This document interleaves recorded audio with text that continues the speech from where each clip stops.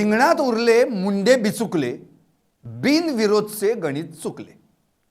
राज्याचं राजकारण आज पूर्ण दिवस बारामती भोवती फिरताना दिसून आलं। कारण बारामती पोटनिवडणुकीत उमेदवारी अर्ज मागे घेण्याचा आज शेवटचा दिवस होता। अजित पवारांच्या राष्ट्रवादीनं ही निवडणूक बिनविरोध करण्यासाठी बेंबीच्या देठापासून जोर लावला, पण निवडणूक काही केल्या बिनविरोध होणार नाही। इथं मतदान प्रक्रिया पार पाडावीच लागणार हे स्पष्ट झालं। पण प्रमुख राजकीय पक्षांनी निवडणुकीतून माघार घेतल्यानंतरही नेमकं असं कसं झालं ज्यामुळे ही मतदान प्रक्रिया होतीये? या प्रश्नाचं उत्तर आपण या व्हिडिओतून शोधणार आहोत। नमस्कार, मी संदीप आणि आपण पाहता LS मराठी। बारामतीचा बालेकिल्ला आणि पुन्हा एकदा रणांगण अशी स्थिती बारामतीत निर्माण झाली आहे।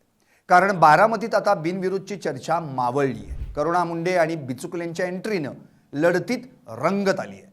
आता तुम्ही म्हणाल की हे काय बोलताय, कुठं सुनेत्रा पवार आणि कुठं करुणा मुंडे, कुठं अभिजित बिचुकले?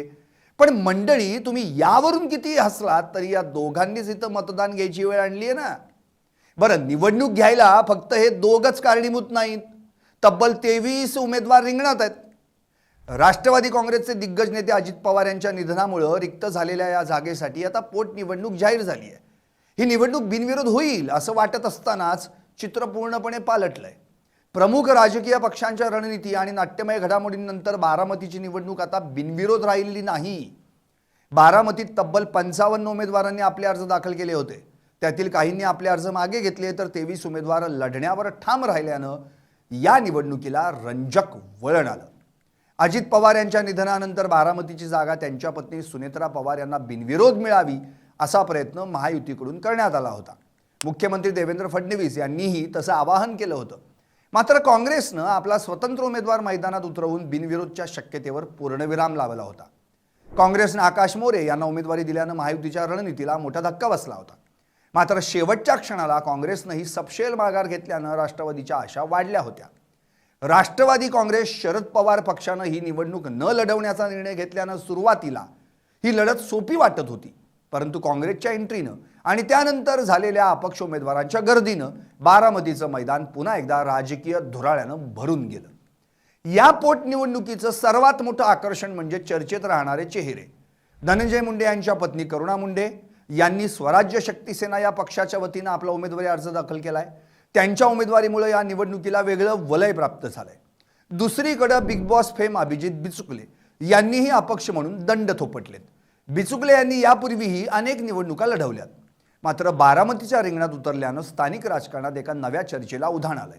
या दोन्ही उमेदवारांमुळे पराभवाची भीती तर नाही, मात्र नाक्यावर चर्चांना मात्र फोडणी मिळणार आहे।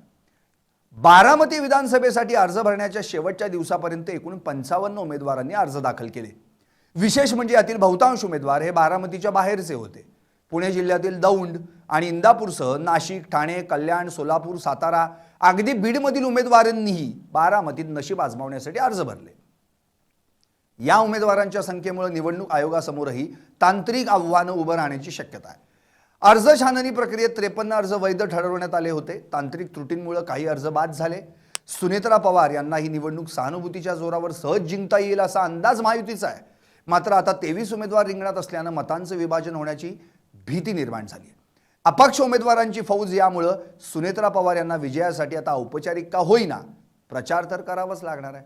काँग्रेसनं उमेदवारी मागे घ्यावी यासाठी महायुतीकडून शेवटच्या क्षणापर्यंत प्रयत्न सुरू होते, मात्र अनेक फोन करून विनवण्या केल्यानंतर आणि काँग्रेसनं माघार घेतल्यानंतरही बारामतीतली खिचडी कायम असल्यानं आता प्रत्यक्ष मतदानाची प्रक्रिया पार पडणारच हे स्पष्ट झालंय।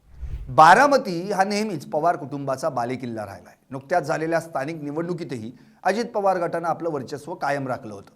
मात्र विधानसभेच्या या पोटनिवडणुकीत भावनिक लाट ही सुनेत्रा पवारांना सहज विजय मिळवून देईल। यंदाच्या निवडणुकीत तरुण मतदारांचा कल आणि ग्रामीण भागातील मतदान अत्यंत निर्णायक ठरणार आहे। उमेदवारी अर्ज मागे घेण्याची मुदत संपल्यानंतर मैदानात 23 उमेदवार शिल्लक आहेत। त्यामुळे या निवडणुकीत सुनेत्रा पवार विक्रमी मतांनी निवडून येणार की मतांच्या विभाजनाचा आणि प्रमुख प्रतिस्पर्धी रिंगणात नसल्यानं कमी होणाऱ्या मतदानाच्या टक्केवारीचा फटका बसणार, याकडेही आता संपूर्ण महाराष्ट्राचं लक्ष लागून राहिलंय।